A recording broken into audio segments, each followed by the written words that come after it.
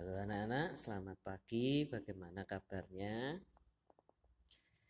Ya, pada pagi hari ini Pak Fian akan menyampaikan sedikit pembahasan tentang materi bahasa Indonesia KD 3.3 tentang menggali informasi dari seorang tokoh melalui wawancara menggunakan daftar pertanyaan.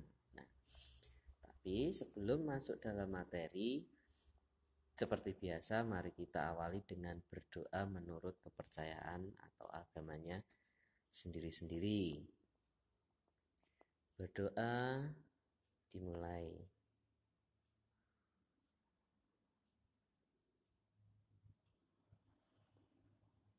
Selesai? Cukup? Nah, sebelum masuk dalam materi, Pak Fian akan menyampaikan tujuan pembelajarannya dulu. Ya, tujuannya nanti agar anak-anak dapat mengetahui fungsi dari wawancara agar anak-anak terbiasa bertanya dengan seseorang, menggali informasi, mencari informasi yang berguna bagi anak-anak sendiri atau bahkan untuk orang lain.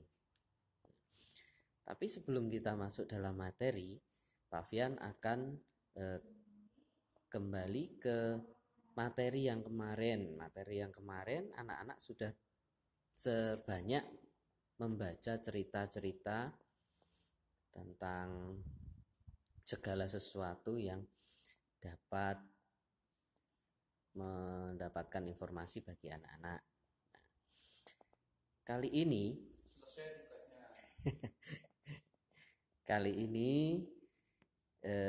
Pak Fian akan menjelaskan dulu atau menambah informasi tentang apa atau itu cerita. Nah, di sini Pak Fian sudah memiliki catatan cerita atau cerita rakyat pada umumnya menceritakan tentang tokoh atau tempat yang menjadi ciri khas dari suatu daerah atau bahkan bisa seorang manusia yang melegenda atau yang terkenal, tersohor gitu ya. Nah, jenis-jenis cerita itu ada 7, atau mungkin nanti anak-anak bisa mencari lagi di Google atau di YouTube bisa. Tapi dalam buku, dalam catatan Pak Fian ada 7 jenis cerita rakyat. Yang pertama ada legenda.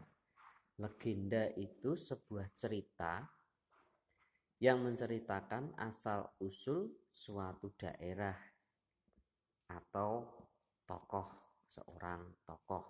Nah, seperti itu. Ya, hati-hati Bu Vina. Bu Vina mau pergi. Yang kedua itu ada fabel. Fabel ini adalah sebuah cerita yang tokoh-tokohnya itu digantikan oleh beberapa jenis hewan-hewan atau binatang-binatang yang menceritakan bisa perjalanan hidup seseorang, bisa ya bermacam-macam, mendongengkan juga bisa. Tokoh-tokohnya diganti oleh binatang-binatang, itu namanya fabel. Nah, ini sifatnya atau ciri-cirinya itu fiksi. Cerita fiksi itu cerita yang tidak sebenarnya terjadi atau hanya dikarang-karang saja untuk mensugesti atau mempengaruhi orang. Seperti itu. Yang ketiga ada cerita rakyat yang jenisnya pelipur lara. Pelipur lara ini cerita yang berisi hal-hal indah yang bisa menghibur hal-hal yang indah-indah seperti itu. Yang keempat, ada lagi cerita jenaka. Nah, cerita jenaka itu, yang namanya cerita jenaka itu biasanya cenderung lucu, ya, lucu atau menghibur, ya, menghibur seseorang atau halayak umum, banyak orang, akan tetapi tetap mengandung pesan-pesan moral yang harus disampaikan kepada pendengar, untuk mempengaruhi pendengar agar ya tujuannya untuk biar lebih baik, biar lebih sopan dan lain sebagainya, seperti itu. Yang kelima ada sagi atau saik, itu yaitu cerita yang mengandung nilai-nilai sejarah suatu daerah, menceritakan suatu daerah, tapi daerah itu memiliki beberapa sejarah-sejarah penting, entah itu zaman perang, entah itu peninggalan-peninggalan suatu orang yang sangat dihargai, sangat dihormati. Nah, itu sage.